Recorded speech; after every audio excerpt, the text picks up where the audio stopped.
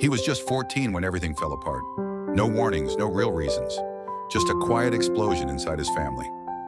One evening, after another loud argument over nothing, his mother packed his bag and said, "You're on your own now. You've always been a burden." He stood outside their apartment in silence. No yelling, no tears, just disbelief.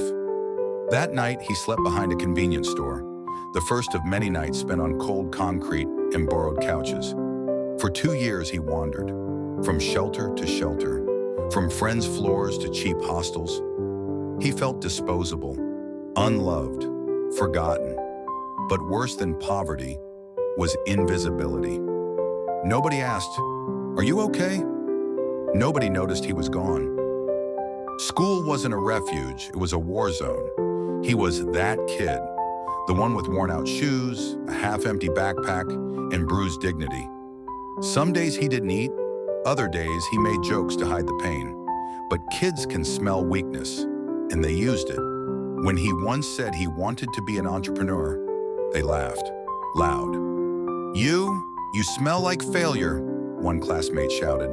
It stung, but he didn't fight back. He stopped talking about his dreams out loud.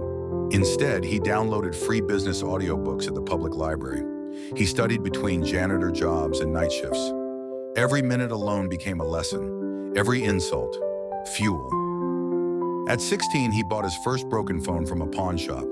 He watched hours of tutorials, fixed it with a borrowed screwdriver, and sold it for profit. Then he bought another, and another. He wasn't just flipping phones. He was flipping his story.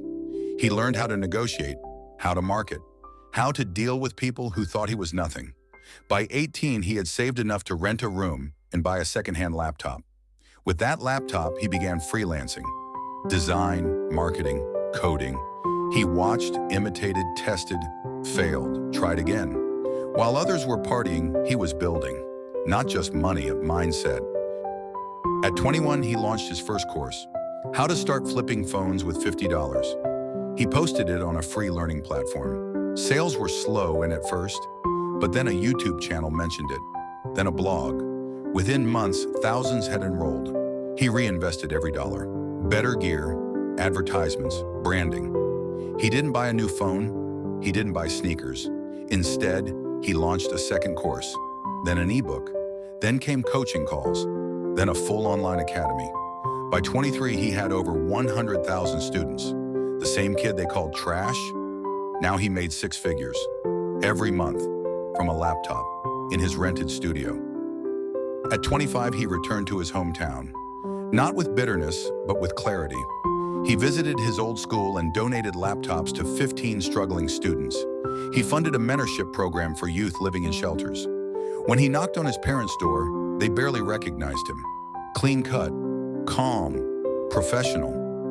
He didn't go there for an apology. He simply said, "I forgive you, and I've made it without you." They cried, but he didn't. He had already healed. His success wasn't about revenge. It was about proving to himself that he was always worth something. You don't get to choose your parents or how the world treats you when you have nothing, but you do get to choose what you do next. They said he'd never succeed. They said he'd always be broken. They said people like you don't make it, but he didn't listen to they.